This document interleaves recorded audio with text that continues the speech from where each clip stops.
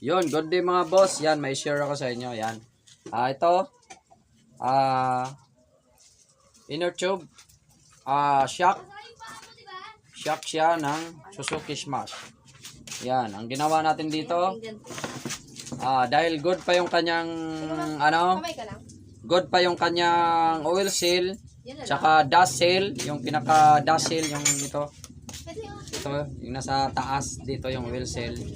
Tapos lock. Yan. Ito po yung dust seal. Yan. Dahil good pa, kinahoy natin. Pati yung inner tube. Yan. Pinalit natin doon sa ating Mio. Yan. Share lang tayo. Yan. Sana may matutunan kayo dito sa video na to. Yan. Inano natin siya.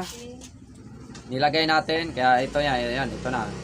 Binalik din natin yung ating inner tube dito sa Smash na to. Yung sa Mio para hindi lang mawala.